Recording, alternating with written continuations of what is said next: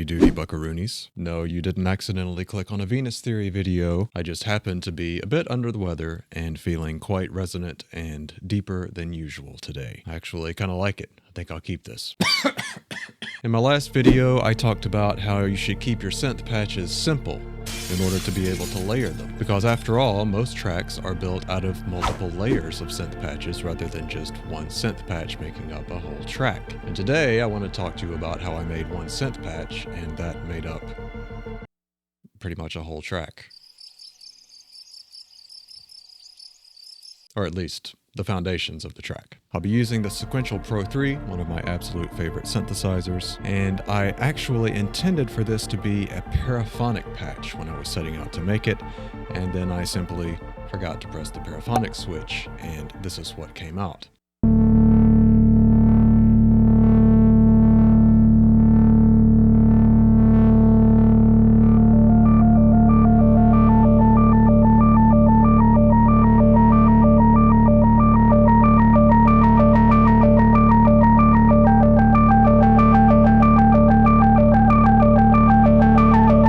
I found that patch to be incredibly inspiring, and from there I just improvised a single long take, playing different chord progressions with that patch.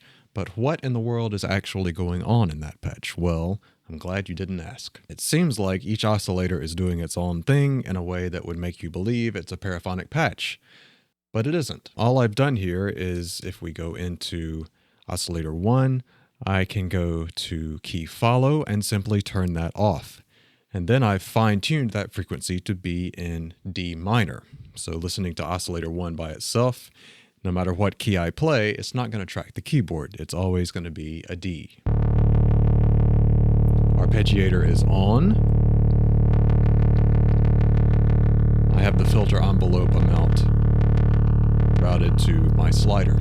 Now, to make it even more drony and angsty and bagpipey, I added a fifth above that, but it's a wobbly fifth.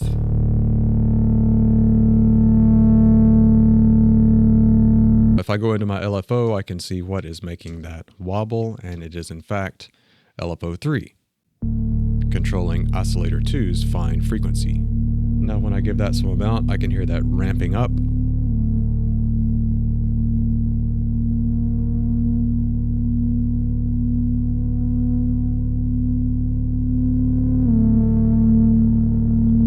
I just want that to be a little bit more subtle.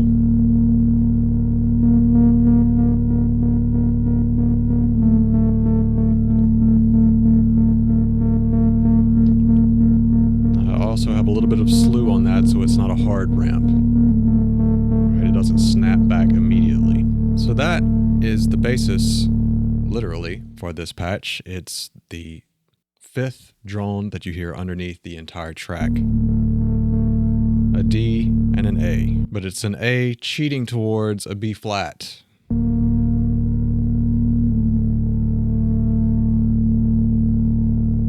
That's what we hear at the very beginning of the track. But then there's this kind of whiny, moany, wondering thing that came about, again, purely by accident. Oscillator 3 is set to do an actual arpeggiation. If you notice, these two are drone oscillators. Key follow is switched off in this oscillator as well, wherever that is. There it is. But in oscillator 3, it is set to key follow, and if I turn up oscillator 3's level, you'll start to hear that.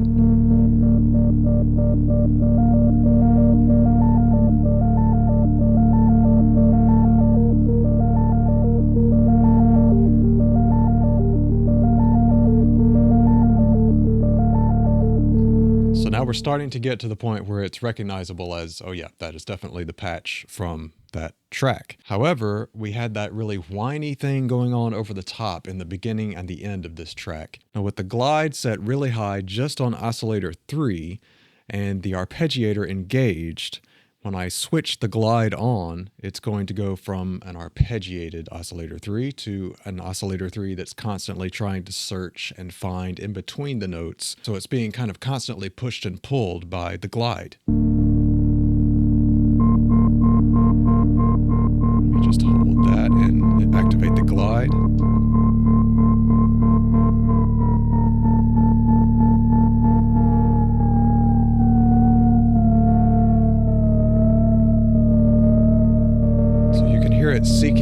between the notes.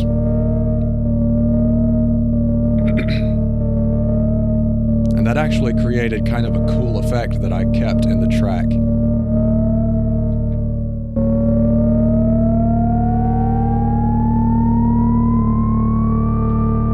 There it goes. Now again, it's an arpeggiator, so as soon as I play a lower note,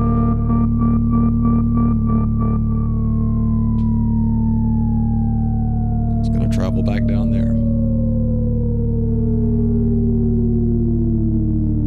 And that's essentially it for this patch. I just used that, would toggle it on and off as a performance technique. There is a tiny bit of BBD delay. The effects mix is only set to 29. It's fairly low, but it does add some extra space for this particular patch. Let me turn that back off.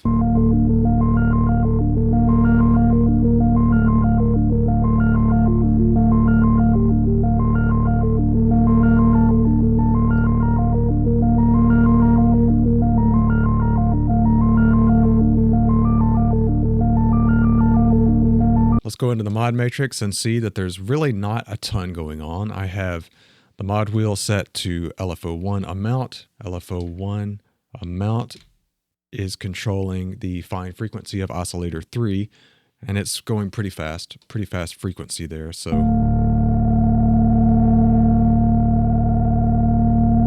it gives it kind of that tremolo, fast vibrato effect.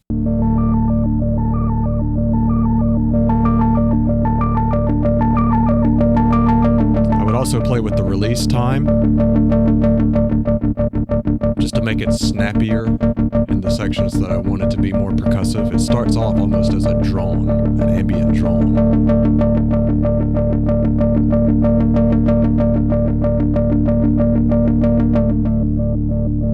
With the attack and release set really high, we can achieve that drone technique.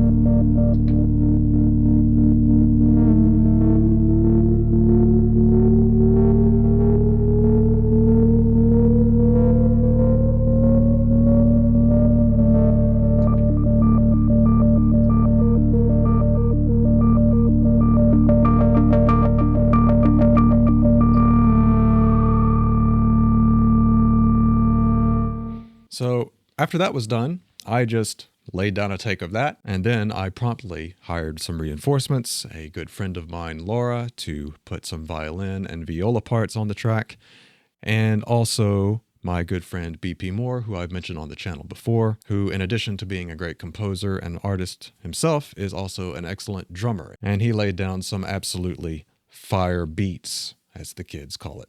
If you want to learn more about synth techniques like this, and how I patch, and the basics of subtractive synthesis so that you can build upon these types of things yourself, I made a free walkthrough of all the synth terminology using my Moog Matriarch, and you can download that for absolutely free. It will be the first link in the description, and that will allow us a little bit more freedom outside of the YouTube algorithm to explore things a bit more deeply. If you want to listen to the track that this patch is a major part of, you can also find the link in the description. Maybe I'll pin a comment or something if you want to actually listen to the actual music that I make. And I think if each of you streams that about 5,278 times on Spotify, I might actually be able to afford my mortgage this month.